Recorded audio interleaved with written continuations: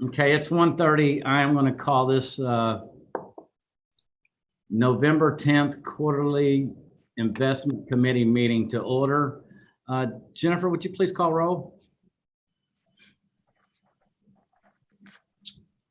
Commissioner Smith, Here. Mr. Caldwell, Here. Commissioner Jay, Here. Ms. Hemmelgarn. Haven't seen her logged in yet. Okay. Okay, next on the agenda, I will read the language for the beginning of the electronic meeting during COVID-19 outbreak. A determination is needed by the board regarding electronic meetings pursuant to the governor's order number 16, executed on March 20th, 2020, extended by the governor's executive orders number 34, 51, 60, and 65, effective through 11:59 p.m. Central Time Zone on December 27, 2020, and pursuant to the recommendation from the Tennessee Comptroller of Treasury issued on March 20, 2020, and other applicable laws in effect. The governor's order allows agencies to amend or rescind portions of the Tennessee Open Meetings Act regarding electronic meetings in lieu of in-person attendance and participation. The Comptroller's Office recommends that boards make a determination regarding the necessity of electronic meetings for continued function of government agency and to protect the public health, safety, and welfare during the outbreak of COVID-19. Such determination is to be placed on the record in the board's minutes. May I have a motion for this determination to be recorded, to record this determination in the board's minutes? So moved. As I'll take the second, Commissioner Jay. a first by Chris Caldwell and a second by Larson J. Jennifer, will you call roll, please? Commissioner Roll call. Smith, Yes. Mr. Caldwell, Aye. Commissioner Jay, Aye. and I just want to check for Jennifer Hemmelgarn one more time. So we have a majority vote and that motion carries. Okay, the third item on our agenda is the approval of the minutes from the August 11, 2020 meeting. Do I have a motion? So moved, Larson J. Second, Chris Caldwell. Okay, with a proper first and second, Jennifer, will you do a roll call vote again, please? Commissioner Smith, Yes. Mr. Caldwell, Aye. Commissioner Jay, Aye. and that's a majority vote and that motion carries. Okay, the next item on our agenda is the defined benefits plans performance review and update. Under this, we have A, B, and C, which are investment policy statements. Each of these will have to be voted on separately. So Bob, if you want to go ahead and go over A, the defined benefit plan. Okay, so is Michael on? Yeah. Yeah, right here, Bob. All right, Michael, you want to run through this? Yeah, absolutely. So thank you very much for taking the time to discuss the performance for the defined benefit plans. We'll start on the summary here of the capital markets, give you impression about the performance of the various asset classes. On the page on the screen, you can see equity performance.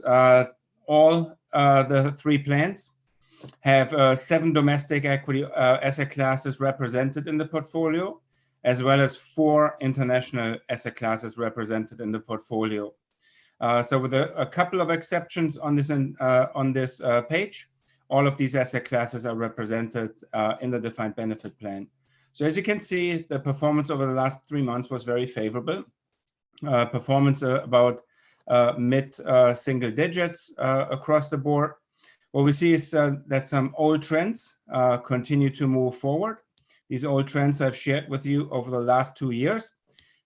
One particular trend is that large cap growth seems to be outperforming everything and anything. And the growth theme is across the board, whether it's mid cap or small cap.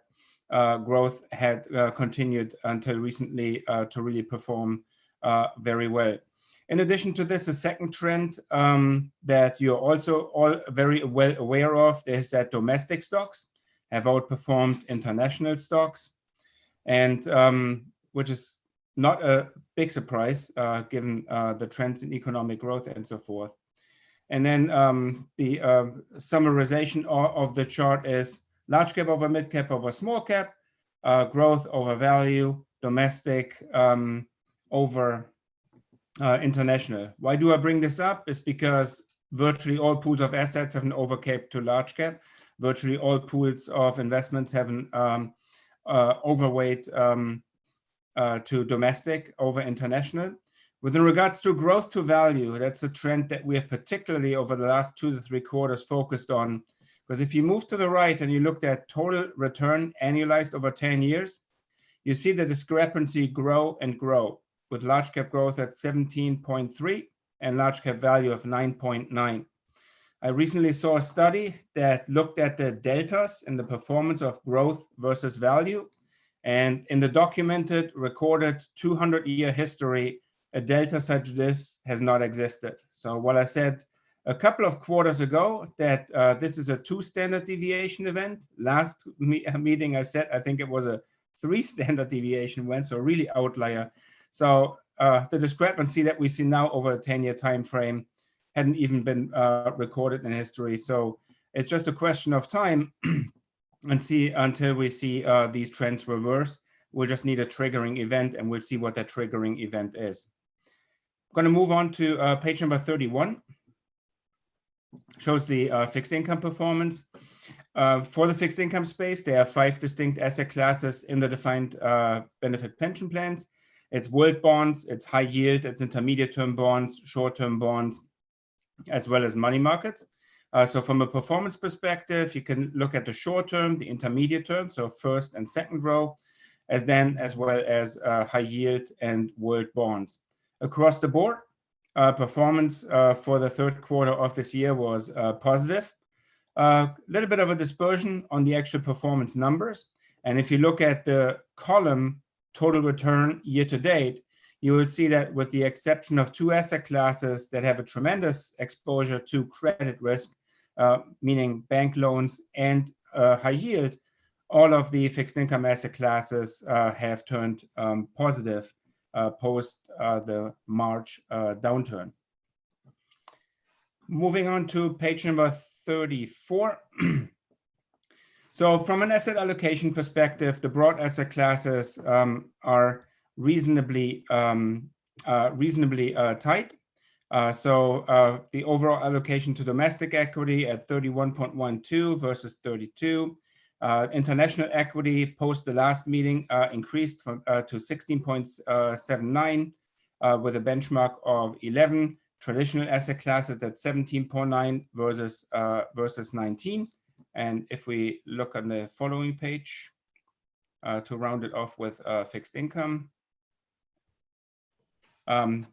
Fixed income is underweight its strategic benchmark. So the allocations to the asset classes that I just mentioned are slightly underweight. So with this asset allocation overall, we can move to page number 36 to the overall assets.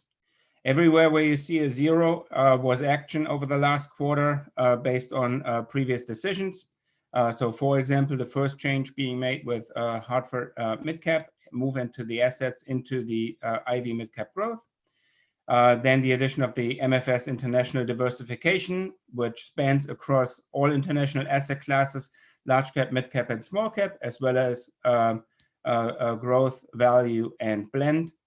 And then replacement for the alternative space with the Franklin K2 alternative strategies.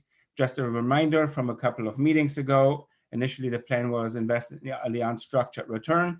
The strategy broke down under volatility. So we wanted to reestablish for diversification purposes, as discussed and as approved in the last meeting, an alternative allocation, alternative space.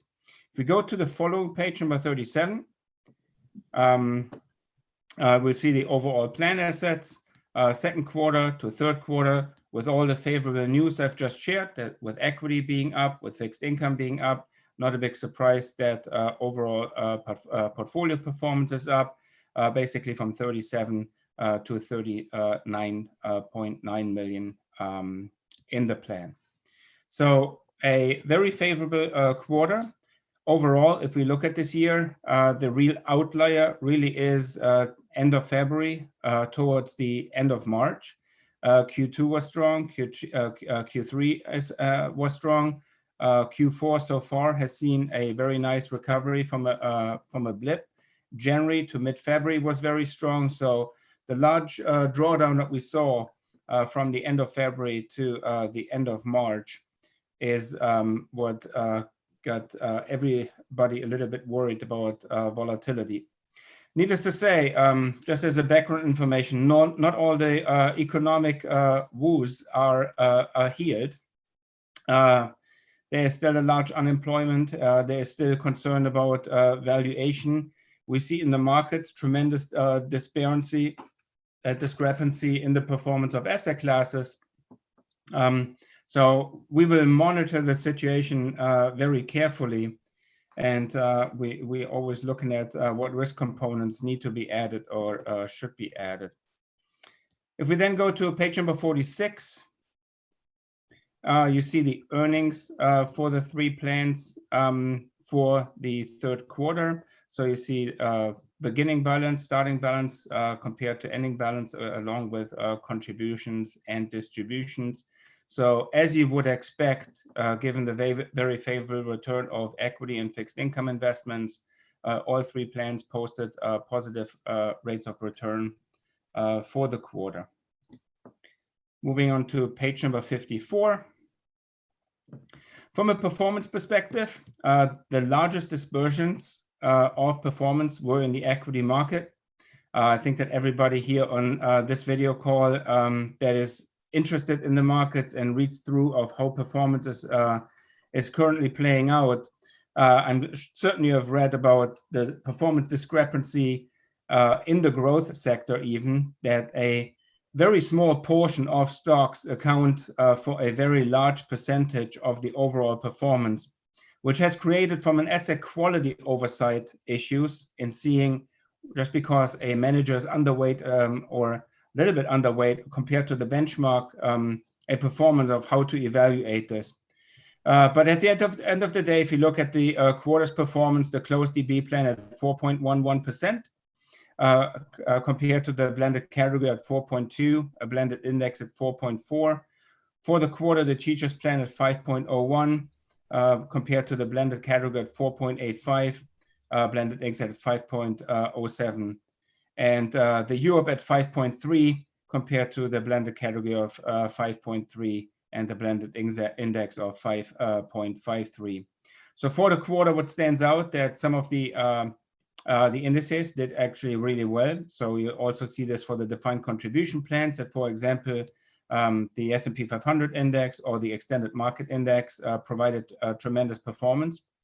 And then needless to say, from an overall allocation standpoint, if you then move into the one-year performance number, you see some lag, and the lag is based for the vast majority of it based on the overweight that we have to value. We believe that from a risk management perspective, this is certainly a wise choice. As I mentioned earlier, the discrepancy between growth and value is now at a 200-year history maximum. We have internally had multiple discussions about value versus growth, and we've all agreed upon that certainly the nature of the recession that we saw in the first quarter moving into the second quarter enabled to technology companies to profit very much, whether it's through video conferencing or online shopping or whatever it may be. But I've shared with you in the past that usually recessions or volatility events lead to a change in leadership. Obviously, nobody knows what the triggering event is going to be. A triggering event could be just simply speculation that if a vaccine is proven to be successful, that perhaps then investments are going to take more place in the pharmaceutical space and less in the technology space. But history will be the guide. We feel very comfortable with the allocations. The allocations were discussed in the last meeting and also reflected in the changes to the policy statements that were modeled and presented in the last meeting. And then on page number 60. So Chris, maybe we should stop there and see if there are any questions on that. That's a key, there was a key part of discussion last time. So committee have any questions about where we are? I think like a lot of people, I'm just trying to figure out where we are. I can't get my mind around, as you say, a trigger. Is normalcy going to be the trigger? Because I always thought markets look for consistency and stable things, but it seems like the last few days, and I know that's a short-term perspective on something, but it just, I'm not sure how you pick a market right now. And if you could help a little bit with that, Michael, just, you know, we've done these allocations based upon certain expected events. Yep.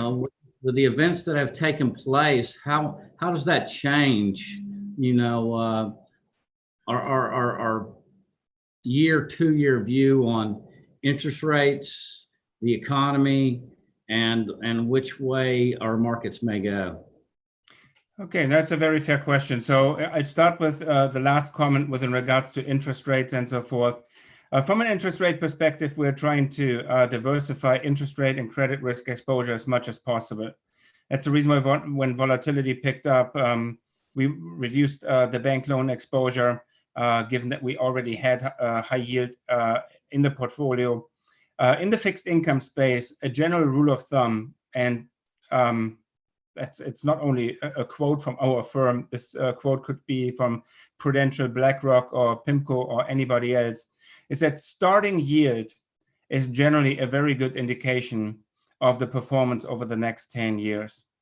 Because there will be volatility in interest rates, there will be volatility in credit spreads, but the starting yield is generally a good indicator of what performance to expect. That means out of any type of fixed income asset class that has very limited credit risk or no currency risk or any other risk exposure, it's going to be a very low expected rate of return. Needless to say, they will act as tremendous diversifiers, as US Treasuries have always been. They've always been the best diversifier for a balanced portfolio. But needless to say, the expected rates of return are going to be very low.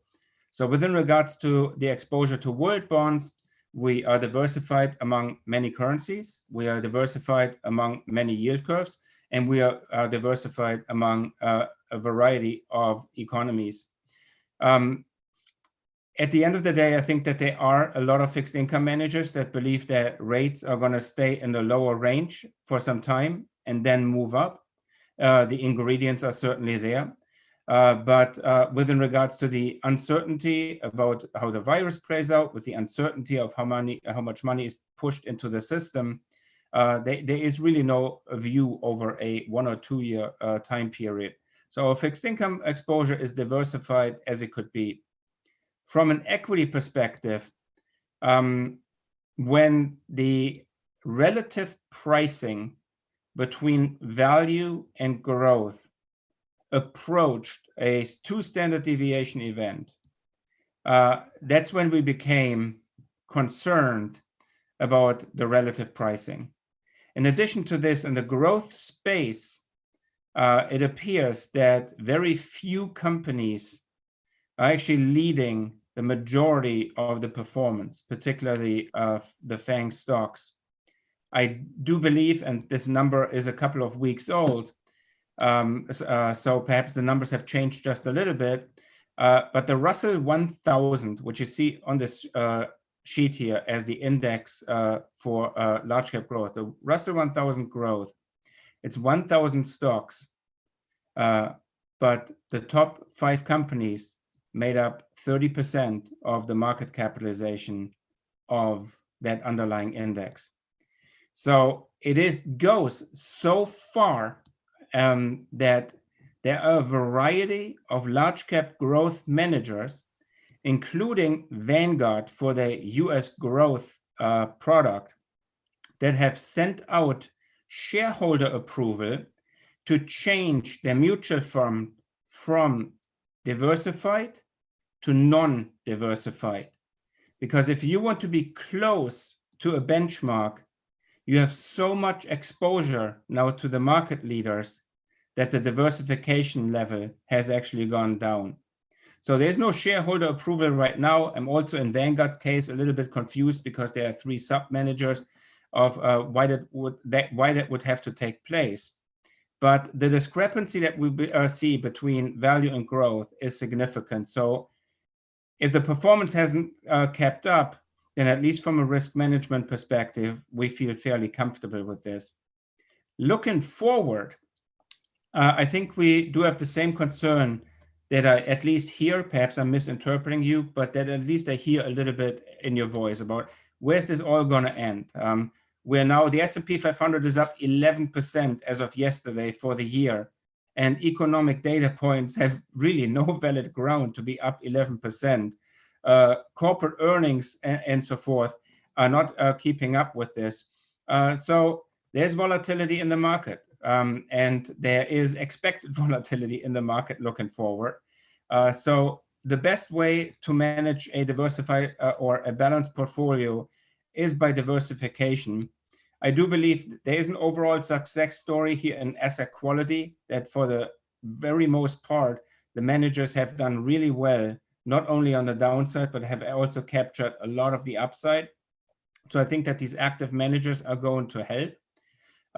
But the investment environment is very challenging. And I completely agree with all your concerns that you may have if I interpret your comments correctly. We have the same concerns. Okay, thank you, Michael. Bob, I have a question for you. And I know you can't predict the future, but we have our eval on our DB plans at the end of December. I know the year before last, that December wasn't very kind to us. This year we took a very heavy hit in the first quarter in February. It looks like we've gained all that back. We've lost the time, but do you think that this is going to hold through December? Oh,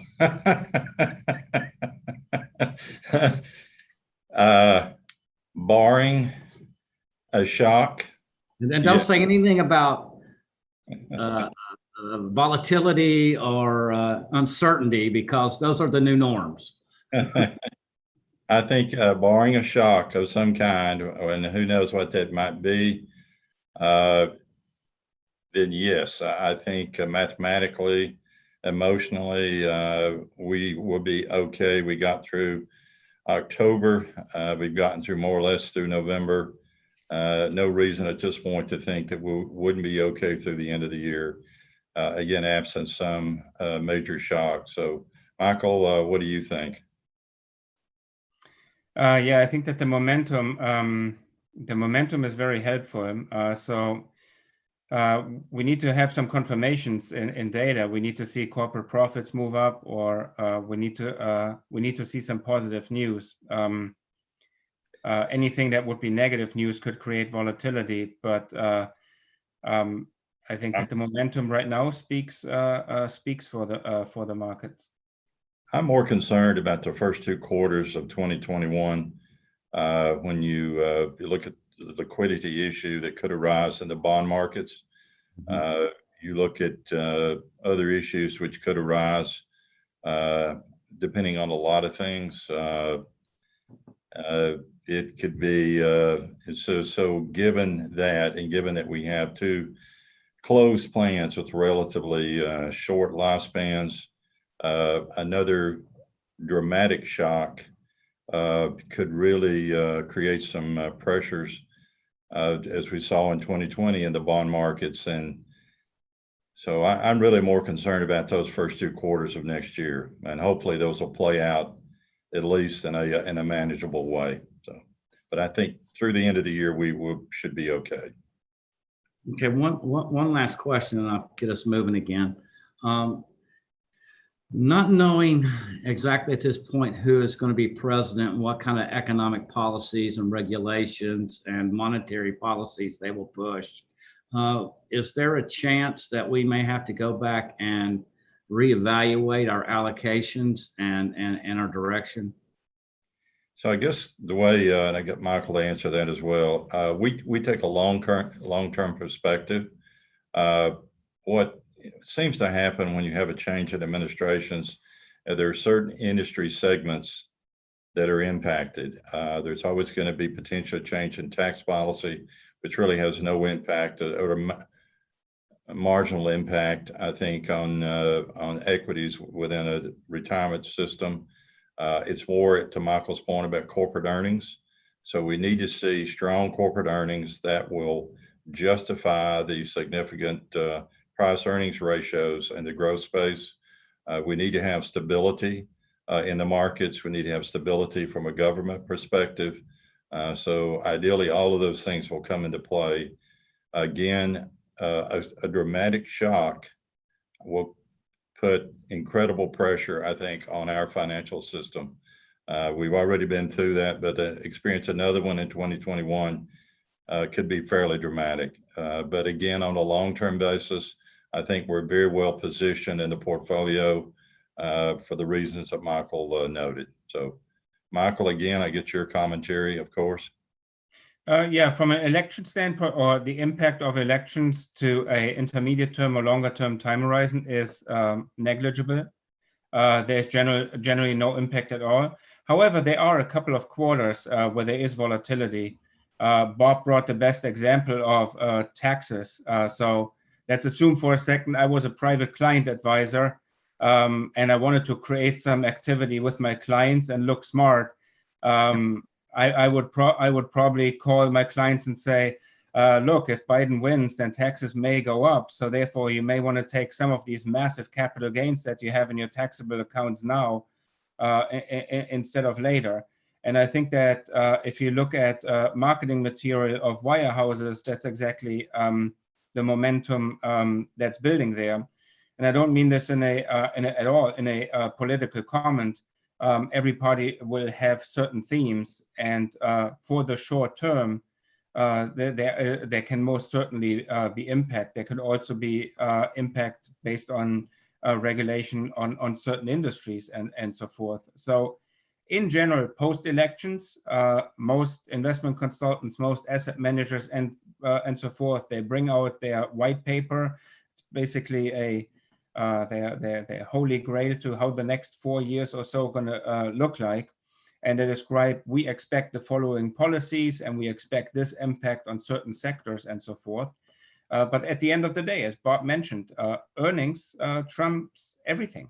So if corporations are able to deliver, and if there are a couple of companies that can create a vaccine or have any, as we saw in the news, and if they can make headlines and so forth, then investors are not going to care as much about tax consequences or regulation and so forth. They see the opportunity in revenue growth.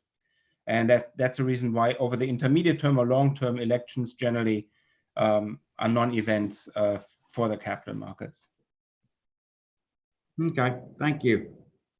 Does anybody have any other questions, or Bob, are you and Mike through? Mike, you have a couple of other comments? Yeah, a quick comment on regards to asset quality. I just mentioned that the performance was driven by the asset allocation, but from an asset quality perspective, I think that we can all be proud of the underlying investments. The MFS value did absolutely terrific. Vanguard S&P 500 index scores really well. JP Morgan large cap growth, I quickly want to point out, it's also in the defined contribution plan. Not only did large cap growth perform tremendously over the last 12 months, 37%, but JP Morgan large cap growth is above 50%. So the relative outperformance of that manager is just absolutely stellar. Over the last 10 years, the manager has been early to the party twice and then will lag for a couple of quarters. Right now, we are in the environment where the manager has done really well. And as you can see, the following few managers, and as you move through all of these investments, they've done really well. So from an asset quality perspective, we don't have any complaints at the current point in time. We're happy with the underlying asset managers. Okay. Jennifer, do we need to go back and on investment policy statement for the defined benefit plan? Do we need to go over exactly what has changed in that? So Bob, you tell me how you wanted to present. Do you want to go into the investment policy statements now for the defined benefit plans? Yes, ma'am, if we could. Okay, Yeah, That's thank fine. And so we'll need a motion on each of the 3 DB plans. Okay. Separate. Correct. Would it be best to let Bob go over one and then we vote on it and then move to the Yes. next and over it? Okay. Okay, Bob, could you go ahead and go over the defined benefit plan? Yeah, could we pull those up? Do we have probably be the easiest, Is Brenda, are you pulling that up or do I need to? I'm getting it. Okay, perfect. Give me just a sec. Yep.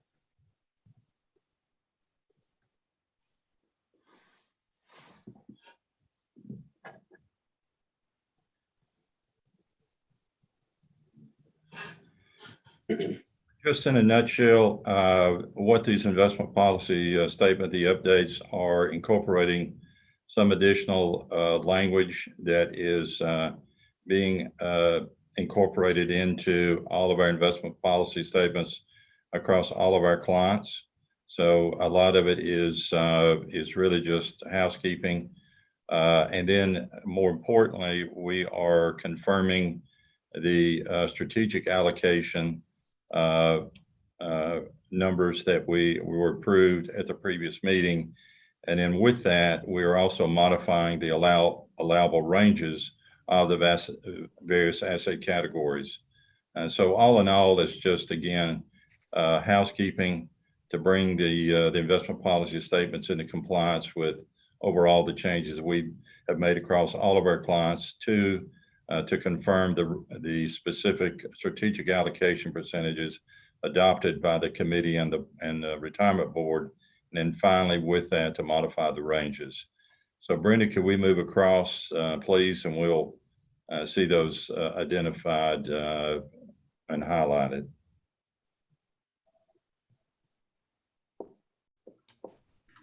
Can you see my screen? We can. Can you scroll across to or down? Yes, sir. Thank you. Great. Thank you, Brenda. Mhm. Okay, so can everyone see Appendix I? And you can see the,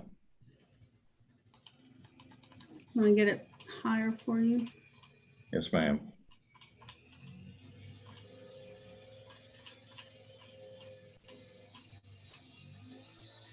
There we go. And so, for example, domestic equity, the lower limit in that space would be 15%. Upper limit would be 60%. So that would be the range for U.S. equities. And the strategic allocation would be 45. So that has not changed. Similarly, for international equity, that goes back to several meetings. On the alternative investment side, that reflects the Franklin Fund that was added. The strategic allocation has been bumped up just a little to 11%. Fixed income was bumped up a little to 22, modified. And the overall limit has been increased for the alternative to 25. But those are, again, just to confirm ranges. None of this is really anything out of the ordinary. Again, Michael, do you have any comments there? No, these asset allocations and the targets are based on the modeling that we presented in the last meeting to achieve the targeted rates of return that was already approved. So this is just a visualization and the implementation of the policy statement. The last policy statement was from 2018. So as documentation of the decisions, we're updating the policy statement. Okay. So I guess I need to get a motion to improve the investment policy statement for the defined benefit plan. So moved. Commissioner J. I just want to make sure, is this the UOP plan? Thank you, Jennifer. It is, yes. Okay, Thank you. But it'll be similar, but it may be, I guess, just to ask maybe to, for UOP in this case, since that's the one on the screen, and Okay. come back. Starting with C then. And I'll Okay. second. Need a second, Gabe. Okay, so what we have before us is the investment policy statement for the UOP plan. Correct, Jennifer? correct. Okay. Will you call roll, Jennifer, please? So I think the second has to come from the committee, and I think Gabe seconded that. So we need a first and a second for, by the committee itself. Oh, sorry. If you need me to make that motion, I will, to make it easier, Jennifer, however you need to do it. Yeah, I need either Chris or Larson. Yeah. Larson made the motion. I Okay. will second it. Made a motion. Perfect. But hold on, Larson made the motion for the defined benefit plan, not the UOP. Thank you, Randy. Yep. So, So what I need is a motion for the, I will make a motion for the UOP then. hey, Larson. Need a second. Second. Sorry. Balancing. Jennifer, can you call roll, please? Yes.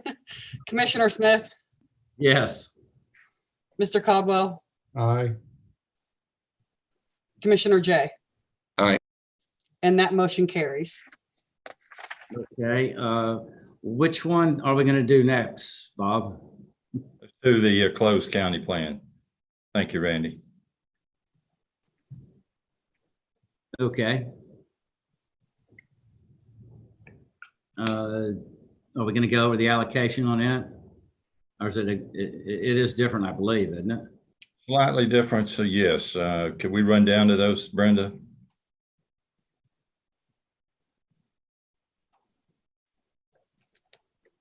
And this would be A or B on our agenda. This is A. Okay. So you see it's a little, maybe there. Move it to the left, my left, just a little, Brenda, if you would. Okay.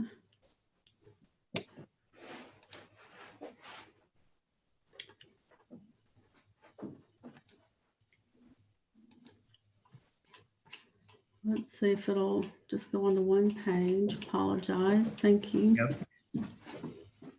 Let me blow it up some. Good. Can you see it well? Yes, thank you. Perfect. So you'll see here, these are the allocations, a little bit different. This portfolio is a little more, if I can use the word, conservatively managed. And by that, we mean a little less subject to volatility and greater downside protection. So you'll see that reflected in the strategic allocation. And that again, of course, would be reflective of the overall limits for the particular asset category. But these are all, the strategic allocation has been approved by the committee and the board. And so this is just a confirmation of that within the investment policy statement. Okay, so can I get a motion to approve the investment policy statement for the defined benefit plan? So Move to moved. approve. Or second. Do the second. Okay, Jennifer, can you call roll again, please? Commissioner Smith, Yes. Mr. Caldwell, Aye. Commissioner J. Aye. And that's a majority vote. That motion passes. Okay, Bob, the only one of these we have left is the teacher's plan. I'm assuming that the allocations are all that we had talked about before. And do you really feel a need that we need to, oh, she got it up No. already? Randy, thank you. Yes, bless you. I completely concur. Yes. Okay, so can I get a motion to approve the investment policy statement for the teacher's plan?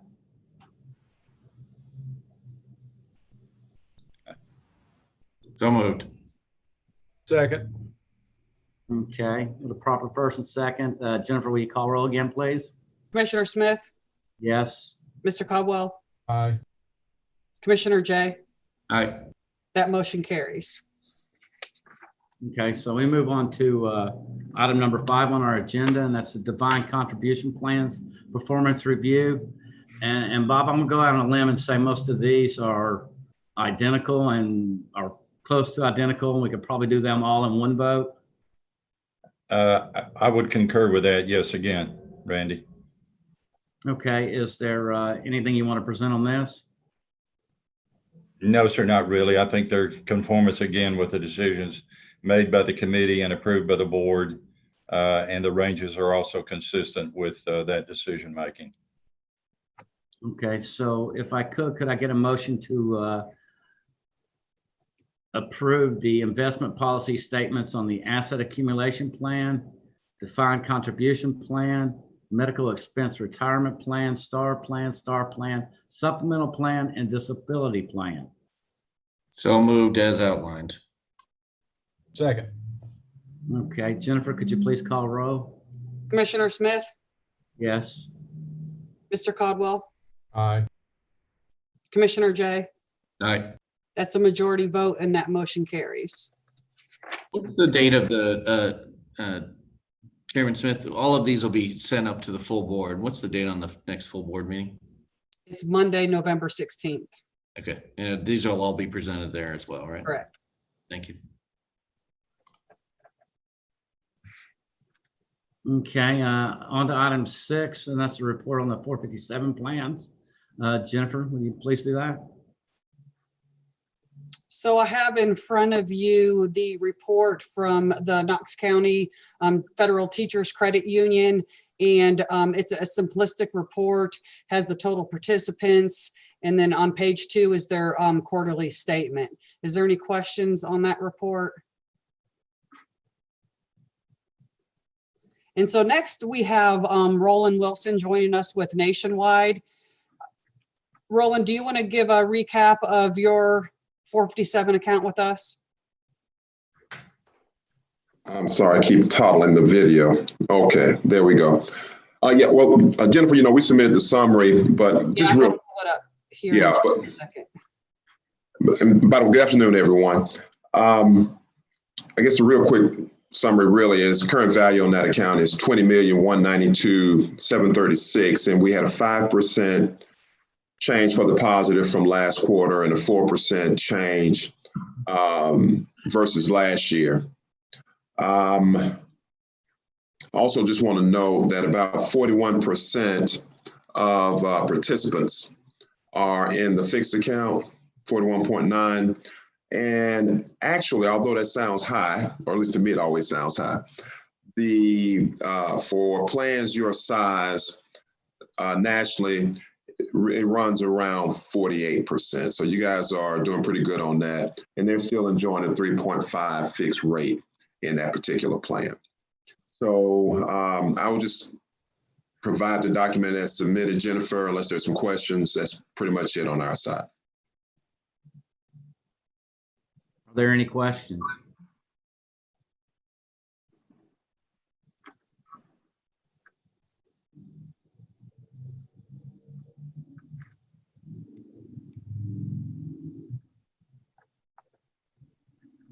Okay, seeing none, we'll move on to item number 7. That is other business. Is there any other business? I don't have anything. I would like to say something to Michael. I often ask him short-term questions, and I know his job is a long-term strategy because he's in pensions. I often ask these because I don't get the opportunity to speak with somebody with your mind that often. So I appreciate you, sir. Thank you. Appreciate that. If there's no other business, do I have a motion to adjourn? Motion to adjourn. Larson seconds, all in favor. Do we have to call roll on this? No, we do not. We're adjourned. Thank you, guys. Appreciate you. Good work. Thank-